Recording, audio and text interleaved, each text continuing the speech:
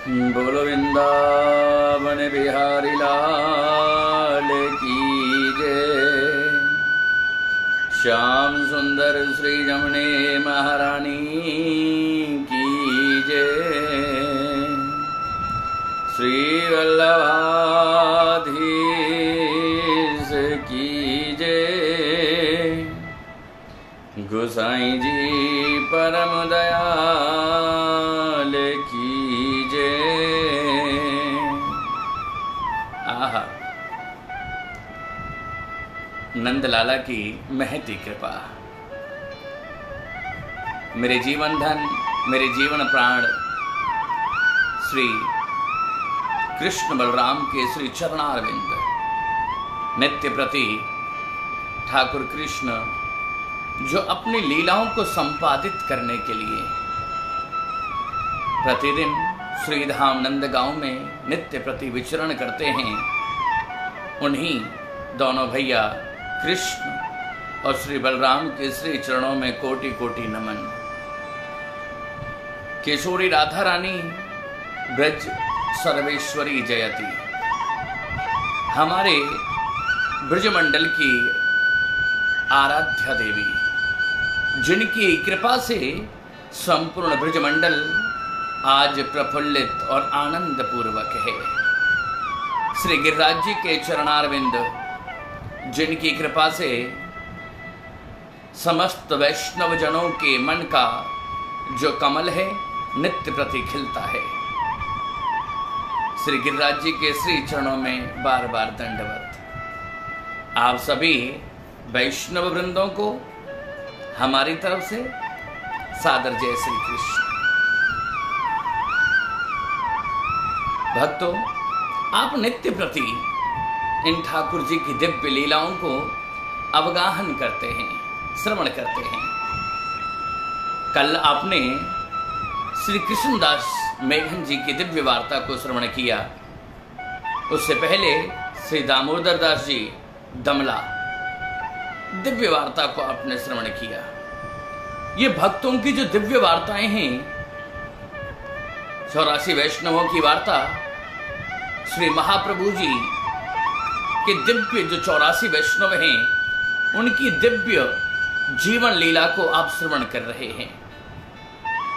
और इन लीलाओं को श्रवण करने के पीछे आश्रय क्या है?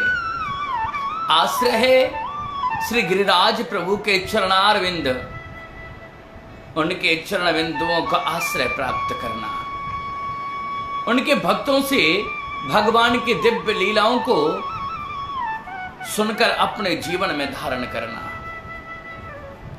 संसार में बहुत से काम हैं जो आप ऐसे ही प्राप्त कर लेते हैं।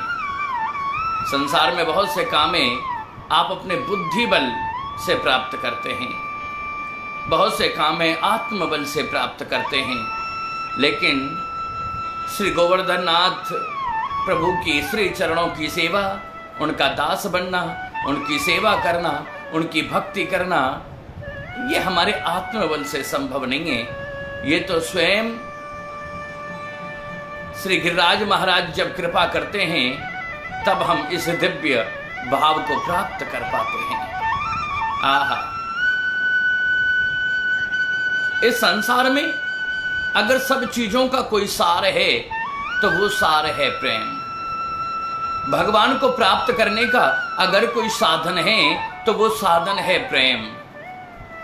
है प्रेम जगत में सार, और कोई सार नहीं तो कर ले कृष्ण से प्यार, और कोई प्यार नहीं। भगवान के प्रति अपने मन में श्रद्धा, अपने मन में भाव, भक्ति, भावना, साधना, समाधि और फिर श्याम सुंदर, इन सबको हमें प्राप्त करने का एक दिव्य भाव, दिव्य उत्कंठा और दिव्य साधना का संचार हमारे हृदय में हो। ऐसे ही श्री महाप्रभु जी जो स्वयं श्री स्वामिनी जी किशोरी राधा रानी का अवतार हैं, इस धराधाम पर आए और उनके एक परम स्नेही वैष्णव हैं जिनका नाम है श्री दामोदर दास खत्री कन्नौज वाले, कन्नौज में रहते हैं। अभी उन्होंने दीक्षा ग्रहण नहीं की है महाप्रभु जी से, बस उनके मन में भाव है कि जीवन का उद्धार कैसे हो, जीवन में भक्ति का संचार कैसे हो। एक बात ध्यान रखना, बिना भक्ति के, बिना भाव के और बिना भावना के भगवान कभी रीझते नहीं। और अगर ये मानव देह प्राप्त करके हमने ये जीवन यूं ही संसार की वासनाओं में, संसार को पाने की कामनाओं में अगर हम यूं ही व्यतीत करते गए तो एक दिन आएगा जब जीवन का सार, जीवन का अर्थ हम समझ ना पाएंगे और ये जिंदगी, ये जीवन रेत की भांति हमारी मुट्ठी से निकल जाएगा। अब भी समय है, जीवन में परिवर्तन लाओ, ठाकुर जी के सानिध्य की तरफ अपनी जिंदगी की यात्रा को मोड़े। श्री दामोदर दास खत्री कन्नौज के निवासी हैं। इनको किसी ने, एक महापुरुष ने एक ताम्र पत्र दिया। तांबे के पत्र के ऊपर कुछ अंकित है, कुछ लिखा हुआ है और आज्ञा प्रदान की कि जो भी इस तांबे के पत्र को पढ़ दे उसी का सानिध्य, उनकी शरणागति हो जाना, उनकी शरण में चले जाना, वही तुम्हारा उद्धार करेंगे।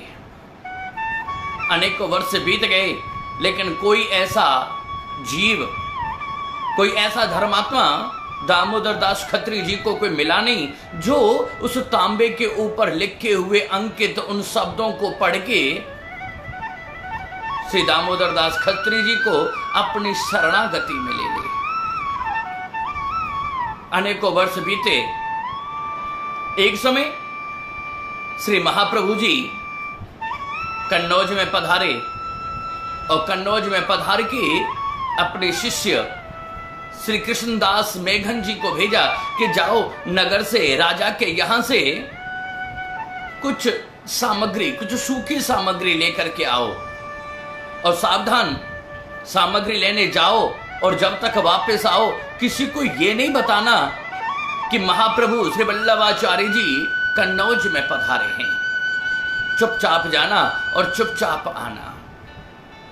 स्वामिनी जी का अवतार है महाप्रभु जी, घट घट के वासी हैं। उनको पता है कि कब जीव को अंगीकार करना है और जिनको श्री महाप्रभु जी अंगीकार करते हैं, अपना बनाते हैं, उन्हें स्वीकार करते हैं, उन्हीं से श्री ठाकुर जी का संबंध होता है। इस पुष्टि मार्ग की रीति है। ठाकुर जी ने स्वयं वरदान स्वरूप श्री महाप्रभु जी को आज्ञा की है कि आप जिसे भी ब्रह्म संबंध कराएंगे, नाम दीक्षा देंगे, मैं उन सब जीवों को, चाहे वो कितने भी पापी क्यों ना हो, चाहे उनके जीवन में कितने भी दोष क्यों ना हो, उन सबको मैं अंगीकार करूंगा और अंगीकार करके अपने दिव्य परम पद, अपने दिव्य चरणों की, अपने दिव्य निकुंज की लीलाओं में प्रवेश करा के अपने चरणों की दिव्य भक्ति उन्हें प्रदान करूंगा। आज कृष्णदास मेघन जी सामग्री लेकर के चुपचाप गए हैं और चुपचाप लेकर के आ रहे हैं, लेकिन ये दामोदर दास खत्री जो कन्नौज के निवासी हैं, जिनके पास तांबे के ऊपर लिखा हुआ वह ताम्र पात्र है, घोड़े के ऊपर सवार होकर के भ्रमण कर रहे थे। उन्होंने श्री कृष्णदास जी को देखा, घोड़े से उतरे और किसी को आज्ञा दे दी कि ये घोड़ा लेकर के तुम वापस चले जाओ, और स्वयं श्री कृष्णदास जी को प्रणाम किया। प्रणाम करके उनसे अपने अंतरात्मा का भाव कहा कि क्या श्री महाप्रभु जी यहां पधारे हैं। यह सुनकर श्री कृष्णदास के मन में आया कि मैंने तो इसे बताया नहीं, फिर इसने ये कैसे जान लिया कि क्या महाप्रभु जी यहां आए हैं। क्योंकि महाप्रभु जी के दिव्य चरित्र और दिव्य गाथा के बारे में श्री दामोदर खत्री कन्नौज निवासी निरंतर सुनते रहते थे कि वही इस संसार में ऐसे हैं जो भगवान का साक्षात्कार करा सकते हैं, जो नित्य प्रति ठाकुर जी से बातें करते हैं और उनकी लीला में सम्मिलित हैं। और वही मेरे इस पत्र को पढ़ने की क्षमता रखते हैं। इसलिए पूछ लिया कि क्या महाप्रभु जी पधारे हैं, लेकिन महाप्रभु जी ने आज्ञा नहीं दी है श्री कृष्णदास मेघन जी को, इसलिए कुछ बताया नहीं और चुपचाप दबे पांव महाप्रभु जी की शरणागति जहां पर विराजमान है महाप्रभु जी वहीं पर आए। और इधर श्री दामोदर दास खत्री वो भी छुप करके धीरे धीरे उनके पीछे पीछे महाप्रभु जी के पास आया। दूर से ही महाप्रभु जी ने कृष्णदास मेघन जी को देखा और बहुत दूर दिखाई दिए श्री दामोदर दास खत्री, तो थोड़े से रुष्ट हुए और कहा कि कृष्णदास, मैंने तो तुमसे कहा था कि किसी को बताना नहीं कि हम यहां पधारे हैं। कृष्णदास जी कहते हैं, हे महाप्रभु जी, मैंने कभी किसी को बताया नहीं। इसने मुझसे पूछा तो था लेकिन मैंने बताया नहीं। न जाने कैसे मेरे पीछे पीछे ये यहां तक आया है। और जैसे ही दामोदर दास खत्री महाप्रभु जी को देखता है, बस अंतर आत्मा में दिव्य ठाकुर जी को भाव उमड़ता है और महाप्रभु जी के चरणों में साष्टांग प्रणाम करता है। महाप्रभु जी कहते हैं कि हमने तो तुम्हें बुलाया नहीं, हमने तो किसी को आज्ञा प्रदान दी की नहीं कि वो हमारी शरणागति में आए, फिर तुम क्यों आए? जाओ, जब हम कन्नौज में आएंगे नगर में तब तुम हमसे मिलना, तब तुम्हारी हमारी भेंट होगी। लेकिन मन में विचार किया, भगवत वृंद है, इसका उद्धार भी पुष्टि मार्ग से होना है, इसलिए उनसे पूछ लिया, दिखाओ तुम्हारा तांबे का पत्र कहां है। बिना सोचे जब ये कह दिया कि तांबे का पत्र कहां है, दामोदर दास खत्री कहता है, प्रभु अब पत्र की क्या आवश्यकता है? जब आपने इतना जान लिया तो अब आप मुझे अपनी शरण में ही ले लीजिए। नहीं, पहले तुम्हारा तांबे का पत्र, क्योंकि तुम्हें यही आज्ञा प्रदान है कि जो भी तांबे के इस पत्र को पढ़ लेगा तुम उसकी शरणागति होना। दामोदर दास खत्री पुनः अपने घर गए, वो तांबे का पत्र लेकर के आए। महाप्रभु जी ने पढ़ा और उन्हें अंगीकार करके ब्रह्म संबंध कराया।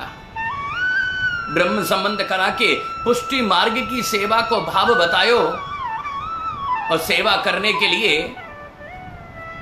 श्री महाप्रभु जी कहते हैं, हे दामोदर दास खत्री, जाओ तुम ठाकुर जी की छवि कहीं से लेकर के आओ।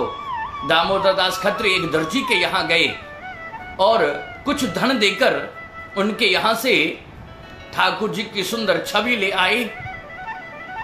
महाप्रभु जी ने पंचामृत से अपने हाथों से उस छवि को स्नान करवाया और नाम रखा द्वारिकानाथ। एक बात और ध्यान देना, जिन्हें स्वयं महाप्रभु जी या महाप्रभु जी के वंशज गोस्वामी बालक, जिन गोपाल जी को हमारे घर में विराजमान जो छवि हैं, उनको अगर अपने हाथों से स्पर्श कर लें तो वो पुष्ट हो जाते हैं। फिर उनकी पुष्टि मार्ग की रीति से ही सेवा करनी चाहिए। उनको सेवा का विधान बतलाया। विधान सुनकर के श्री दामोदर दास खत्री अपनी पत्नी सहित पूरे घर में सफेदी करवाई है। सुंदर ठाकुर जी के लिए आसन का निर्माण करवाया। जितने भी पात्र हैं घर में सब पुराने पात्र बदल दिए और पुनः नूतन पात्र बनाए हैं। नूतन पात्र बना करके महाप्रभु जी ने आज्ञा दी है कि सुंदर सुंदर पदार्थ बनाना, ठाकुर जी को रिझाना, ठाकुर जी के प्रति सेवा का भाव रखना। दामोदर दास खत्री और उनकी पत्नी बड़े प्रेम से एक चांदी के कटोरा बनवाते हैं और उसके अंदर सामग्री सिद्ध करके ठाकुर जी को भोग के लिए न्यौछावर करें, ढक करके किसी को पता नहीं लगता। इतनी सुंदर और दिव्य श्री महाप्रभु जी के माध्यम से ब्रह्म संबंध होने के बाद और ठाकुर जी की दिव्य लीला में प्रवेश कर गए। भगवान कहते हैं कि मैं केवल प्रेम के वश हूं, केवल प्रेम के वशीभूत हूं, और जहां प्रेम नहीं होता वहां कदापि मैं नहीं होता। अगर जीव के कर्म अच्छे ना हो तो उसे ब्रह्म संबंध होता नहीं, और जिसे ब्रह्म संबंध होता नहीं प्रभु उसे कभी अंगीकार अपनी सेवा में करते नहीं, और जिसे ठाकुर जी स्वीकार नहीं करते उस जीव का जीवन यूं ही नरक तुल्य है। इसलिए नित्य प्रति प्रेम में रहिए, ठाकुर के सानिध्य में रहिए, और नित्य प्रति बड़े सुंदर भाव को अपने जीवन में अंकित और न्यौछावर कीजिए। एक समय श्री दामोदर दास खत्री अपने घर में ठाकुर जी श्री द्वारकानाथ विराजमान हैं, उनका दिव्य सेवा करते हैं, आठों याम की सेवा है, बड़ी सुंदर सेवा का भाव। देखिए भगवान के प्रति सेवा बताई गई है। भगवान को अगर पुष्ट करना है, अगर ठाकुर जी की कृपा को प्राप्त करना है, तो आपके नित्य प्रति के जो पूजा के प्रपंच हैं, भगवान कभी पूजा के प्रपंच से प्रसन्न नहीं होते। यह समझने का विषय है। भगवान को प्रसन्न करने के पुष्टि मार्ग में केवल 3 मार्ग हैं। एक, भोग। ठाकुर जी के लिए ऐसी ऐसी सामग्री अपने घर में नित्य प्रति बनाएं कि जिनको ठाकुर जी आरोगें, और आरोगने के लिए अपने घर में शुद्धिकरण करना, शुद्ध भाव से भोजन बनाना, अपरस में रहकर के भोजन बनाना, ये प्रथम लक्षण है वैष्णव का। दूसरा है सेवा, ठाकुर जी की सेवा इस प्रकार करना, उनका श्रृंगार धराना, उनको लाड़ लड़ाना, ये ठाकुर जी की कृपा प्राप्त करने का पुष्टि मार्ग में द्वितीय साधन है। और तीसरा है राग, ठाकुर जी को सुंदर सुंदर पद, वार्ता जी, कथा, भागवत, ये सब ठाकुर जी को श्रवण कराना, ठाकुर जी को सुनाना। ये हमारे बल्लभ कुल पुष्टि मार्ग के 3 ही मार्ग हैं जिनसे हम ठाकुर जी की दिव्य कृपा को प्राप्त कर सकते हैं। वैष्णवों, बड़ा सुंदर भाव है दामोदर दास जी का। उन्होंने बड़ा ही सुंदर, आज ग्रीष्मकालीन परिस्थिति है, ठाकुर जी को सुंदर फूलों का श्रृंगार धराया और सामने एक पात्र में जल भरकर उसमें फूल पत्ते आदि डाल करके ठाकुर जी को रिझाने का, ताकि छोटे से लड्डू गोपाल जी अगर गर्मी लगे, ताप लगे, तो अपना हाथ उस जल के अंदर डाल करके अपने आप को शीतल कर सकें। इस भाव से सेवा करते हैं।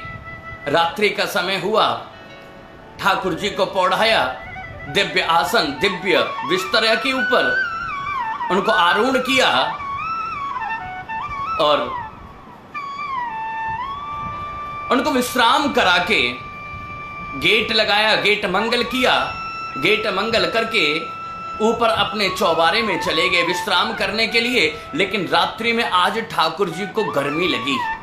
आहा, आज ठाकुर जी को गर्मी लगी, उनसे रहा ना गया।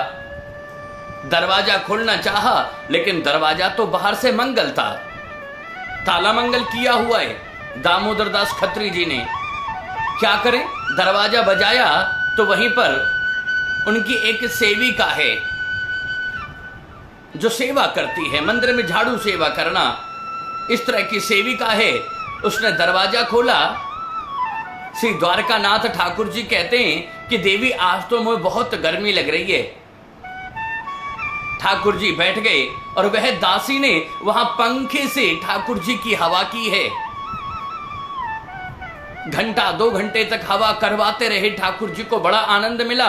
अब ठाकुर जी को निद्रा आने लगी तो उस दासी से कहा, अब जाओ तुम भी जा करके सो जाओ।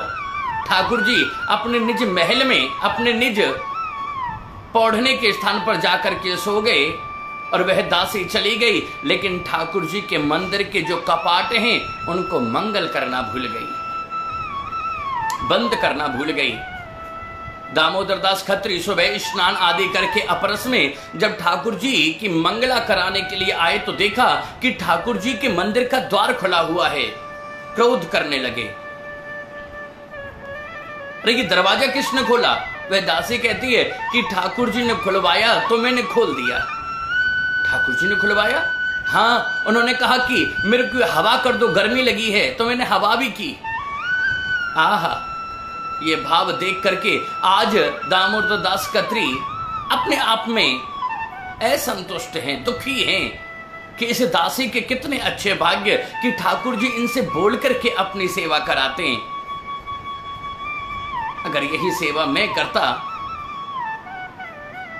मन में दुखी हुए ठाकुर जी ने स्वप्न में आकर के कहा कि तुम चिंता ना करो, ये सेवा का भाव आपको भी अवश्य प्राप्त होगा। उस समय श्री दामोदर दास खत्री और उनकी पत्नी स्वयं अलग अलग 2 मटके लेकर के जल घड़िया की सेवा भी स्वयं ही करते थे। ठाकुर जी के लिए अपने अपने मटके लेकर के नदी पर जाते, अपरस में शुद्ध पवित्र करके जल भर के लेके आते। और जो दामोदर दास खत्री हैं, उनके जो ससुर जी हैं, उनके मन में भी यही भाव, अरे तुम स्वयं ना जाया करो, अपने दासों को जल लेने के लिए भेज दिया करो। लेकिन दामोदर दास दंपत्ति माने नहीं। उनका ये भाव देख करके उनके ससुर जी के मन में भी भाव जागृत हुआ। धन्य हैं जो ठाकुर की सेवा में शर्माते नहीं, जल लाने में सकुचाते नहीं। वास्तव में हे वैष्णवो, वैष्णव का जीवन ही ऐसा है कि ठाकुर जी की सेवा, ठाकुर जी को आनंद होए, सुख होए, ऐसा कोई भी सेवा करने में वैष्णव कभी शर्माते नहीं, कभी पीछे हटते नहीं, क्योंकि ठाकुर जी की सेवा को भाव सब कुछ सहजताते प्राप्त होता नहीं। एक समय श्री दामोदर दास खत्री अपनी पत्नी सहित ठाकुर जी की सेवा करके मध्याह्न के समय ठाकुर जी को पौढ़ा के अपने घर आए, तो वहां एक डाकोत आया, मांगने वाले साधु संत के रूप में। सबने भिक्षा दी। दामोदर दास जी की पत्नी से उन्होंने कहा कि तुम्हें कुछ मांगना है, कुछ पूछना है तो पूछ लो। बोले कि नहीं, पूछने की कोई इच्छा नहीं। नहीं, फिर भी अगर चाहो तो पूछ लो। नहीं, वैसे तो कोई चाहत मन में है नहीं, लेकिन एक चाहत तो है कि अगर एक पुत्र हो जाए तो बहुत अच्छा हो। उस डाकोत ने दामोदर दास खत्री की धर्म पत्नी का हाथ देखा और हाथ देख करके बताया कि तुम्हें पुत्र अवश्य होगा। ऐसा कहकर के वो डाको चला गया, द्रव्य दक्षिणा आदि लेकर के। और एक समय श्री महाप्रभु जी भ्रमण करते करते कन्नौज में पधारे। वो नव दंपत्ति दामोदर दास खत्री और उनकी पत्नी महाप्रभु जी की सेवा में पधारे। महाप्रभु जी कहते हैं कि मुझे बहुत दुख है कि तुमने श्री द्वारकानाथ की सेवा करते हुए भी अनाश्रय को प्राप्त कर लिया। तुमने अपने ठाकुर जी का आश्रय छोड़ करके किसी और से कुछ पूछा था क्या? धर्मपत्नी कहती है, हाँ, पुत्र प्राप्ति की कामना थी। कोई घर पर आया तो उनसे पूछ लिया क्या हमारे भाग्य में पुत्र का सुख है? और जब वो बता के गए तो उसके बाद में गर्भवती हो गई। ये सुनकर आज महाप्रभु जी को बड़ा दुख हुआ कि वैष्णव के जीवन में चाहे कितना भी दुख हो, कितनी भी आपत्ति और कितनी भी विपत्ति हो, लेकिन वैष्णव कभी अन्य का आश्रय नहीं लेता। अपने इष्ट के अलावा किसी और के पास जाकर के आश्रय माने सुख की कामना, माने वैभव की कामना, माने भाग्य के बारे में जानना, ये वैष्णव का काम नहीं है। आप जिसको इष्ट मानते हैं, जिनको अपना गुरु मानते हैं, गुरु घर के अलावा किसी और घर या किसी और व्यक्ति से, किसी और जीव से अपनी कामना की सिद्धि के लिए प्रश्न करना भी दोष युक्त है। आज महाप्रभु जी क्रोध में हैं और उनसे कहा कि उस डाकोत ने कहा कि तुझे पुत्र होगा, मैं कहता हूं तेरे गर्भ से मलेच्छ पैदा होगा। महाप्रभु जी को रुष्ट जान करके महाप्रभु जी के इस भाव को देखकर श्री दामोदर दास खत्री जी सेवा करते रहे ठाकुर जी की, और एक दिन अपनी जीवन लीला पूर्ण करके ठाकुर जी के निकुंज में चले गए। और उनकी पत्नी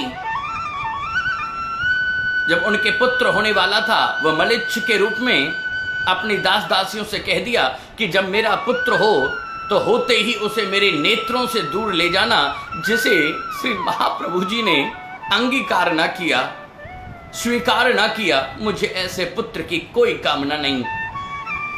ऐसा ही हुआ, इनके घर पर पुत्र हुआ, चुपचाप उसे ले गए और श्री दामोदर दास खत्री की पत्नी ने अपने पुत्र का मुख नहीं देखा। वो भी सेवा करते करते एक दिन मृत्यु को प्राप्त हो गई, बैकुंठ की ओर चली गई। कहने का मतलब क्या है वैष्णवों? ये दामोदर दास खत्री कन्नौज वाले की जो दिव्य वार्ता आपने सुनी, इस वार्ता का भाव है कि ठाकुर जी की सेवा के प्रति न्यौछावर रहिए। ठाकुर जी की सेवा में कभी भी कोई चूक ना हो जाए। अगर ठाकुर जी घर में पौड़ाने के बाद, घर में विराजमान करने के बाद अगर आप सेवा से वंचित हैं, सेवा में दोष कर रहे हैं, तो आप दोष के भागी हैं। और ठाकुर जी का जब आश्रय पा लिया, अगर आपने ब्रह्म संबंध ले लिया, तो फिर जीवन में किसी और के पास अपने जीवन की इच्छा की पूर्ति के बारे में पूछना और पूर्ति करवाना, यह सर्वदा दोष युक्त है, क्योंकि इसी को अनाश्रय कहते हैं। कभी अनाश्रय में मत जाना। जब ठाकुर जी का आश्रय, वल्लभ कुल शिरोमणि श्री गोस्वामी जी का ब्रह्म संबंध होने के बाद जब उनके चरणों का आश्रय आपको प्राप्त हो जाए, तो फिर और कहीं भटकना नहीं चाहिए।